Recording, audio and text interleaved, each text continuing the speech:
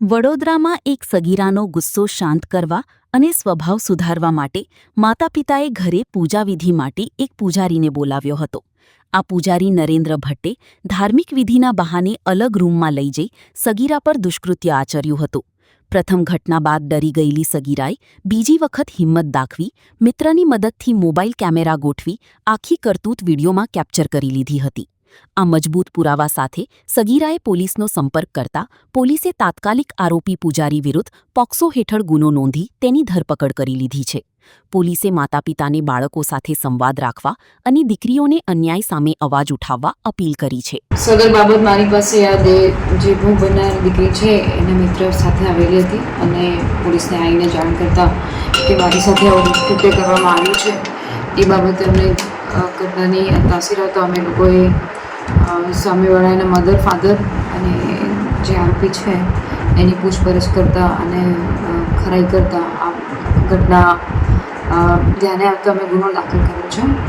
POCSO એક પ્રમાણે આ ગુનો દાખલ કર્યો છે, જેની અંદર આ જે દીકરી છે સગીર વયની છે અને એના માતા પિતા અવારનવાર એક ગુસ્સો કરતી, ચીડાઈ જતી. તેમના માતા પિતાને લાગ્યું કે કોઈ પૂજારી દ્વારા પૂજા વિધિ કરાવડાય તો મારી દીકરી પૂજા વિધિ પછી આનો ગુસ્સો શાંત થઈ જશે અને શાંત સ્વભાવની એને એના જે નાના મોટા એના સ્વભાવમાં બધા પ્રોબ્લેમ છે સારા થઈ જશે.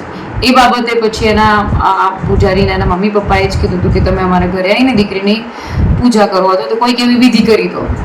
તો આ પૂજારી દીકરીના કહેવા પ્રમાણે 2 વખત આવેલા છે અને પહેલી વખત આવ્યા એટલે આ દીકરી ગભરાઈ ગઈ હતી ને એવું લાગ્યું કે જો મમ્મી પપ્પાને કહીશ તો પછી મમ્મી પપ્પા મને મારશે, કારણ કે પૂજારી પણ એને ધમકી આપતો હતો.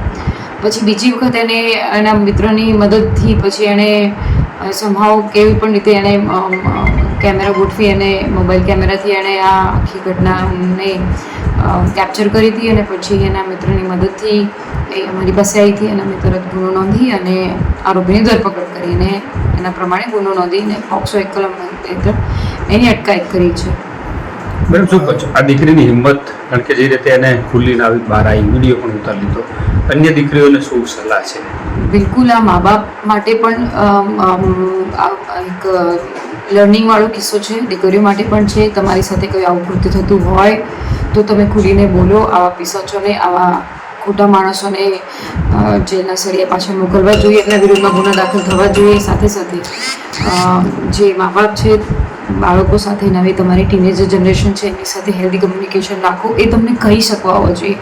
આ બાબતમાં એમના માતા પિતાને પણ આપણે કહેવું જોઈએ કે એના બીજા મિત્રોની મદદ લીધી પણ જ્યારે મા બાપ જો બાળકોને સાંભળતા હોય તો આવી ઘટનાઓ ના બને, અથવા તો બને તો બી એ પહેલી વખત જ્યારે પૂજારી આવ્યા ત્યારે વખત એના મા બાપને પણ એને કહેવા સંકોચ થતો હતો એટલે એના મિત્રોની મદદ લીધી. તો આ પણ એક ઘટના ચોંકાવનારી છે.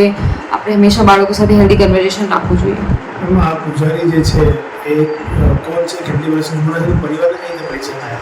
લગભગ આ નાનકડું કોઈ મંદિર છે એવું અમારા ધ્યાને છે અને આ પરિવારના જે એના દીકરીના પિતા છે એમને ઓળખતા હતા દૂરથી, એટલે બહુ નજીકથી નહોતા ઓળખતા પણ વાયા ઓળખતા હતા. તો એમને લાગ્યું કે ઘણા બધા લોકોના કામ થયા છે તો અમારી દીકરીનો સ્વભાવને પણ શાંત કરી દેશે અને એમનામાં દીકરીમાં જેટલી બધી ખામીઓ છે બધી સારી થઈ જશે. એ બહાને એમને ઘરે બોલાવતા હતા અને ઘરે બોલાવ્યા પછી અલગ રૂમમાં લઈ જતા હતા. એટલે પછી આ દીકરીનો વિરોધ કર્યો અને બીજી વખત મેં એને પુરાવા એકત્રિત કરેલા.